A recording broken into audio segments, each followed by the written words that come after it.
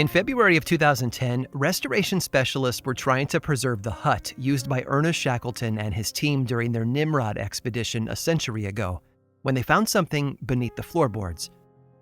Keep in mind, Shackleton is something of a legend. Born in Ireland in 1874, raised in London, and exploring Arctic regions by his 25th birthday, this man was about as tough as they come. He was a naval officer, a real-life explorer, a best-selling author, and even had the honor of being knighted by a king. I can't think of anyone more interesting to invite to a party. So when restoration began on the Nimrod Base Camp hut in 2010, there was a sense of awe. It was the structure that had once played host to impossible dreams and a spirit that few today are willing to embrace. That little hut was a refuge against a hostile environment, and it was also apparently the hiding place for a treasure, buried by Shackleton himself. It wasn't gold or silver, though. It wasn't a relic or some lost piece of history. No, beneath those bare floorboards, restorationists found something else. 3 cases of Scottish whiskey. And this whiskey, trapped in the permafrost for a century, was insanely valuable. Not just because of its age, and not just because of the opportunity it offered to explore a rare lost blend of Scotch. This whiskey was valuable, you see, because it offered the chance to taste the liquid that fueled a legend. We're obsessed with those who venture out into the wild. We resonate with those who risk their lives. And while those successful ones often live on as legends in their own right, it's the ones that fail that often stick with us the longest. For some people, nothing is more frightening than when the natural world reaches out and crushes our best-laid plans. I'm Aaron Mahnke, and this is Lore.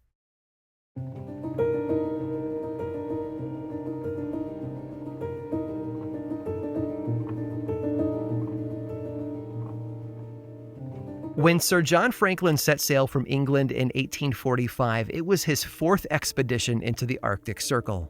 For years, nations had been looking for the mythical Northwest Passage, a route from the Atlantic to the Pacific that didn't require sailing south to the tip of South America before heading back north.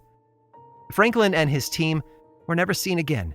In some ways, it shouldn't have surprised anyone. After all, the expedition set sail in 2 ships, one named the Terror and the other named after the Greek god of darkness and chaos, Erebus. They were practically begging for tragedy. It wasn't until a decade later when another explorer, John Ray, learned of the expedition's fate. Trapped in the ice, the crew had made their escape on foot. The cold and lack of food was their undoing, and some believe the party succumbed to cannibalism before the last of them perished. Nevertheless, Franklin and his crew have gone down in history as heroes. History has long had a love affair with tragedy. Maybe it's the haunting nature of those lost expeditions and journeys gone wrong that seem to elevate them in popular culture. Maybe it's our obsession with anything that has a passing resemblance to an Indiana Jones movie. Or maybe it's just the simple fact that there are so many of them to talk about. Norwegian explorer Roald Amundsen was the expedition leader for the team that beat Robert Scott to the South Pole in 1911. He and his team returned from their journey as heroes, and while he participated in more adventures, it was the South Pole that earned him his reputation. Nearly 2 decades later, in 1928, an expedition to the North Pole crashed on the ice and vanished. Amundsen, 55 years old at the time, climbed into a rescue plane and headed north to find them. Apparently, you can take the explorer out of the wild, but you can't take the wild out of the explorer. Amundsen was never seen again. Percy Fawcett was an explorer and archaeologist from England who spent much of his professional life in the jungles of Brazil and South America. He'd performed tasks for the Royal Geographical Society and served as a member of the British Secret Service for a time. Fawcett even formed a close friendship with popular author H. Rider Haggard, who wrote the equivalent of Indiana Jones novels for the late 19th century reader. And if you've ever seen or read The League of Extraordinary Gentlemen, the character of Alan Quatermain was a Haggard creation. Maybe it was that friendship that filled Fawcett's head with visions of cities of gold and adventure. In 1925, he managed to raise enough funds to set off for Brazil with his oldest son Jack and one of Jack's close friends. Together, they planned to locate a lost city that Fawcett had named Z. It was supposed to be the real-life location of the legendary city of El Dorado. There are a lot of theories about what happened. Some say the explorer and his partners were all killed by natives of the region. Others say that they set up a commune in the jungle and lived out the rest of their lives there. There are even stories that say the end was much less exciting, that Fawcett and the others just walked into the jungle and vanished. Even today, there are those that are still looking for the truth. In 1804, Alexander Hamilton entered a duel with United States Vice President Aaron Burr. Hamilton's aim was off, but Burr's wasn't. As a result, Hamilton died from his wounds the following day. Burr lived a long life after the duel, but suffered through the mysterious disappearance of his daughter Theodosia. In 1812, she boarded a ship that was meant to carry her away from South Carolina, where her husband was governor, to see her father up in New York. An incredibly fast schooner known as the Patriot left the Georgetown harbor in December of that year and was never seen again. One of the risks that travelers take upon themselves is that they might never reach their destination. Whether the journey is one of exploration, personal travel, or recreation, there is always the chance for failure. And the farther from civilization, the worse those chances become. Which is why, when a group of hikers marched off into the Ural Mountains in 1959, the odds were decidedly, and tragically, stacked against them.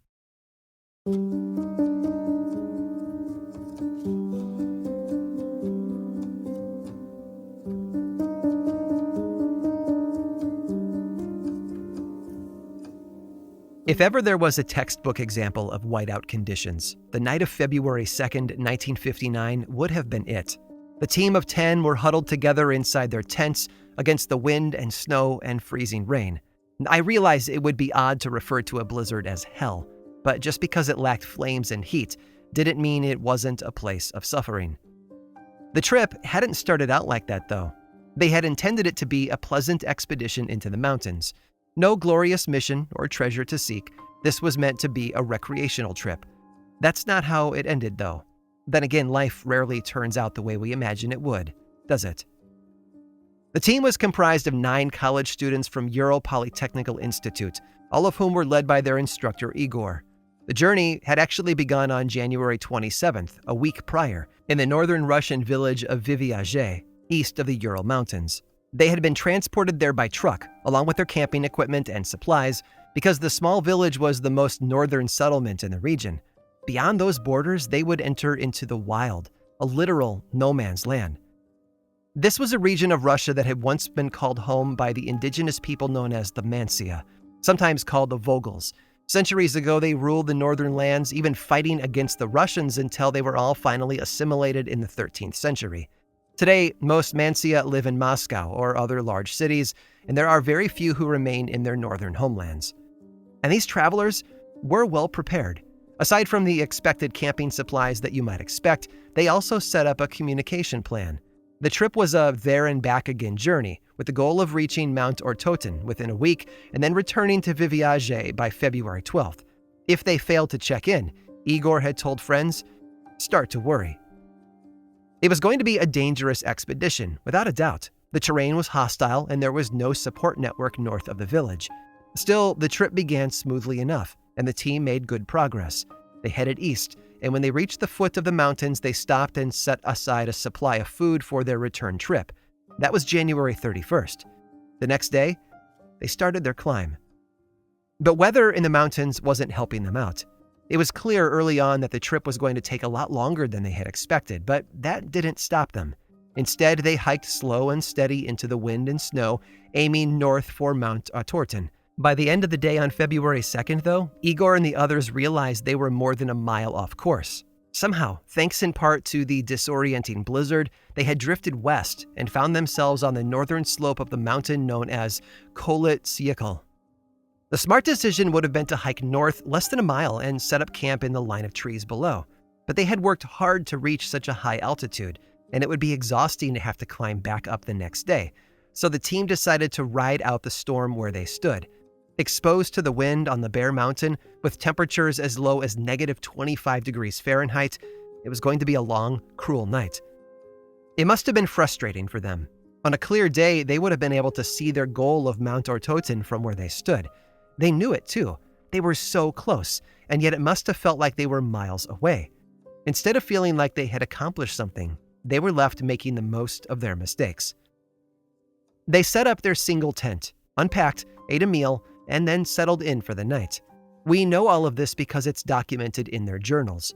We have the notes about their travel decisions, the weather reports, and the challenges they faced. We even have photos of the team setting up camp right there on the snow-covered side of the mountain. After that, though, the records of the team led by Igor Dyatlov are silent. We have no more words from the team members, no more reports, and no way to speak to them now about what happened to all of them. All we have left now are their corpses.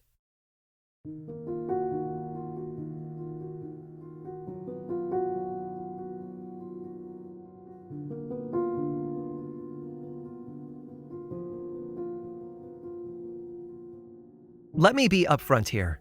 We don't know what happened to the hikers. Well, that's not entirely true. We know they died, but we don't know how their deaths were brought about. What we do know is that the details that were uncovered by a later investigation seem to point towards something odd, something that doesn't seem to fit the preconceived notions of hiking accidents. In the end, though, all we're left with are assumptions, unprovable theories, and a feeling of dread. Dread because the obvious explanation isn't something that leaves people with warm, fuzzy feelings.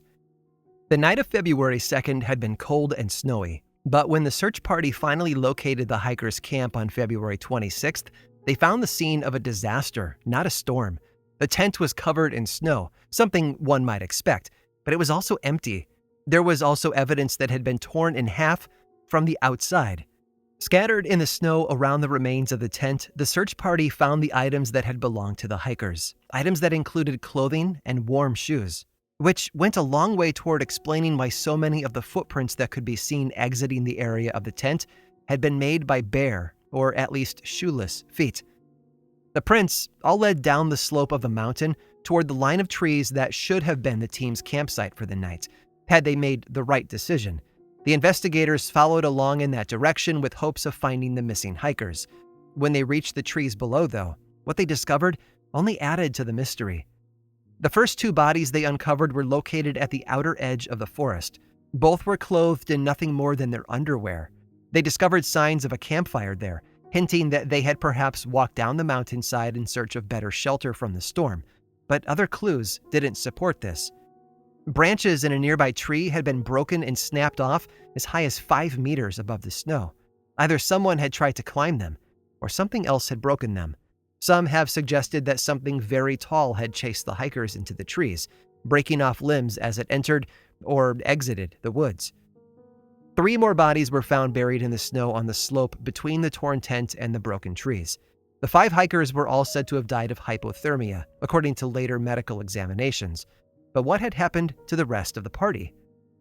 In the end, it would take another 2 months of searching the pass to find the remaining 4.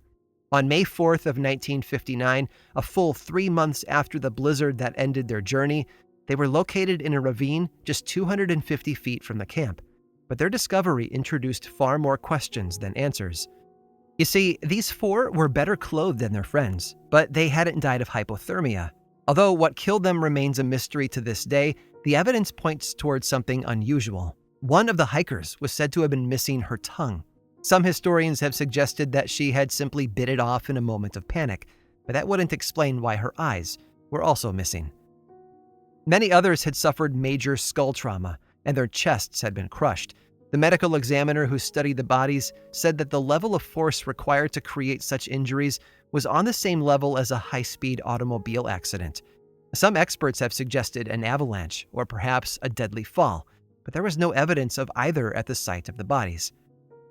That same medical examiner also ruled out the theory of an attack from nearby Mansea people. According to him, the injuries could not have been caused by other humans, because the force of the blows had simply been too strong. In other words, these injuries that the hikers suffered were unexplainable, inhuman, and mysterious. These are, of course, all the ingredients a story needs to truly become legendary. Today, the region is referred to as Dyatlov Pass, and it's the unknown element of the tragedy there that has pushed the events deep into the mind of popular culture. This story has a way of leaving many of us feel haunted. Haunted because it could very well happen to us. We can plan for things we understand. We can find safety in them. The unknown, though, can leave us as vulnerable as hikers in a blizzard. Exposed and unprepared.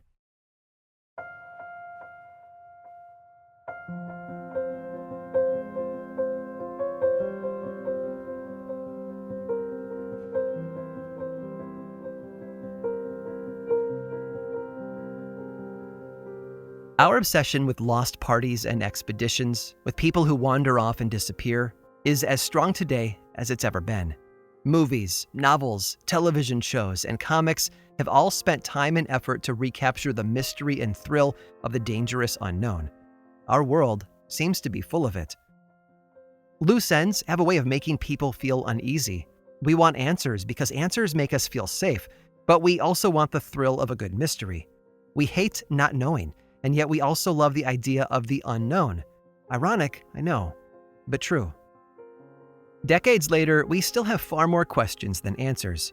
We don't know what frightened the hikers enough to cause some of them to flee undressed from their tent in a sub-zero blizzard.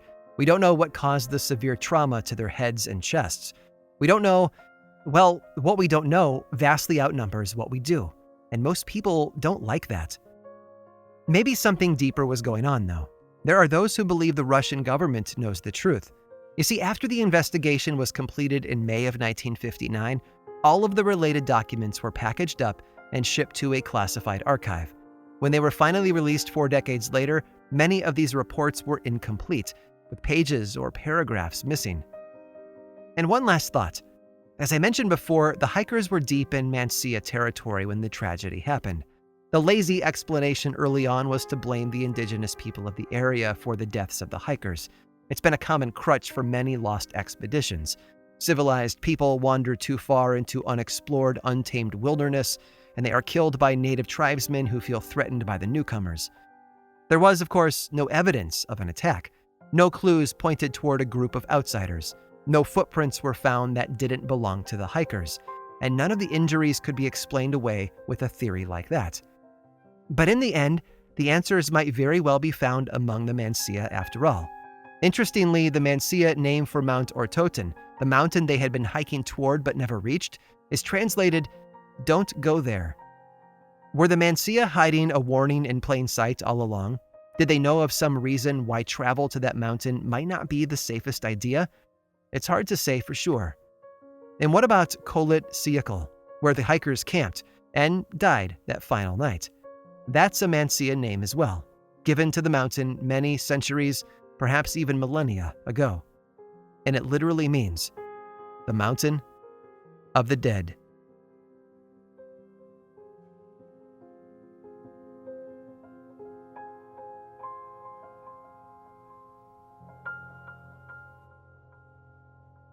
The story of the events that took place all those years ago in the Dyatlov Pass have haunted historians ever since, and I'm guessing you can understand why.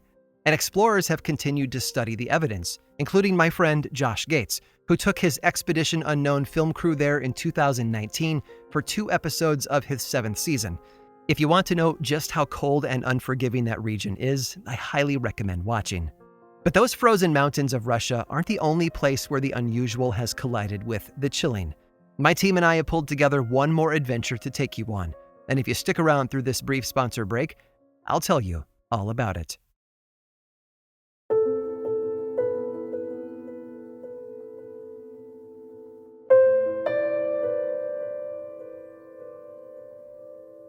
Mountains are majestic, lining the horizon and beckoning us with snow-capped peaks and promises of glory. British climber George Mallory certainly understood that allure. When asked why he wanted to climb Mount Everest, he said, "Because it's there."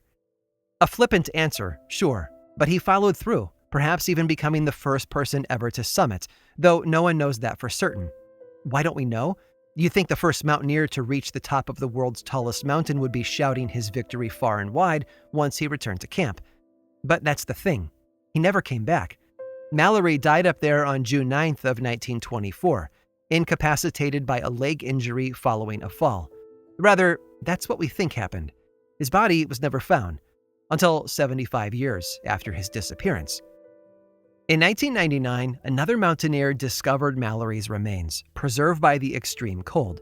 You see, on Mount Everest, the dead have a way of coming back, and not necessarily in the ways you might think.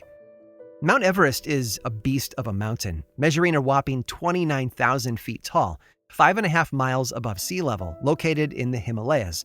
But for those skilled and lucky enough to make it, they have to push through the final 3,000 feet, an area known as the death zone. It's an appropriate name for a place with only 1/3 the amount of oxygen as what exists at sea level. The barometric pressure also makes everything, including people, feel 10 times heavier than they actually are. Climbers who ascend that far usually don't stay longer than 48 hours, lest they want to experience organ failure firsthand. And if they do die up there, which happens often, the bodies are left behind due to the difficulty in reaching them. Lapka Sherpa, who holds the women's world record for the most Everest summits, says she witnessed 7 dead bodies lining her path to the top in 2018. She even saw one whose hair was blowing in the wind. Since the first British expeditions in 1922, 311 people have died climbing Mount Everest. That comes out to 1 in 20 people, perishing before they ever reach the summit, and 200 of those bodies are still up there. And dead bodies are only part of the equation, because climbers have witnessed something else awaiting them on the mountain: ghosts. Pemba Dorji, a Sherpa who was believed to have made the fastest ascent in May of 2004 at just over 8 hours, said he experienced something supernatural while he was up there. He said, "I saw some spirits in the form of black shadows coming towards me, stretching their hands and begging for something to eat." Scottish climber Dougal Haston and his friend British schoolteacher Doug Scott experienced something similar in 1975. They had reached the summit later in the day than they had hoped and wound up spending the night in the death zone on their descent. 2 big problems were ahead of them. 1, they had run out of food, and 2, their oxygen supply was running low. The 2 men dug themselves a snow hole to sleep in and prayed that they hadn't just dug their own grave. As they huddled together there, they felt a strong presence of someone or something in there with them, like another climber had scooted in beside them. A warm sensation washed over the men, something akin to body heat, as a voice talked to them throughout the night. It comforted them and told them how to survive, which they did. The next day, Haston and Scott descended safely with one heck of a story to tell. And on top of it all, theirs had been the first expedition to climb Everest via an uncharted path. Their experience with friendly ghosts was not the only one. In 1933, Frank Smith was on his way down through the death zone when he noticed he had company. A phantom climber had appeared beside him. Smith broke his mint cake in half and offered it to the ghost, who must not have been very hungry. He vanished into thin air. Sometime later, Smith spotted 2 dark balloon-like entities hovering above him. Their appearances were not humanoid like the other one before. He described them as having what looked like squat, underdeveloped wings, whilst the other had a beak-like protuberance like the spout of a tea kettle. They distinctly pulsated. Naturally, Smith's first assumption was that he had been hallucinating. He even tested his mind by turning away and then back to the various valleys and peaks, which he was still able to identify by name. His mental faculties had not disappeared, nor had the hovering masses. A mist eventually rolled in, obscuring them from view, after which they finally left. Had all these people really encountered paranormal entities on their expeditions, or was it something else? Psychologists believe that extreme mental and physical stress can be responsible for these FOPs, or feelings of presence on the mountain. Scientists have also placed the blame on the lack of oxygen at high altitudes, which can cause altitude sickness and swelling of the brain. Other explanations include a lack of sleep due to the extreme cold, as well as snow blindness that can cause hallucinations. But if you ask any of the Sherpas, like Dorji, they'll tell you science has nothing to do with it. The spirits of dead climbers are real, and they will never know peace until their bodies are finally retrieved and put to rest. Sherpas see the Himalayas as both the embodiment and the realm of the gods, a sacred place where the worlds of the living and the dead converge, and where climbers can get a peek at their futures, if they're not careful.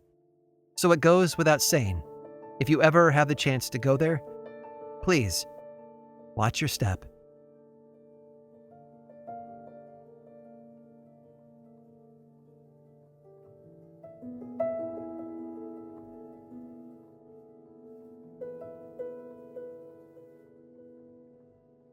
This episode of Lore was researched, written, and produced by me, Aaron Mahnke, with additional help from GennaRose Nethercott and Harry Marks, and music by Chad Lawson. Lore is much more than just a podcast, though. There's a book series available in bookstores and online, and 2 seasons of the television show on Amazon Prime Video. Check them both out if you want more lore in your life. I also make and executive produce a whole bunch of other podcasts, all of which I think you'd enjoy. My production company, Grim and Mild, specializes in shows that sit at the intersection of the dark and the historical. You can learn more about all of our shows and everything else going on over in one central place, grimandmild.com. And you can also follow this show on Twitter, Facebook, and Instagram. Just search for Lore Podcast, all one word, and then click that follow button. And when you do, say hi. I like it when people say hi. And as always, thanks for listening.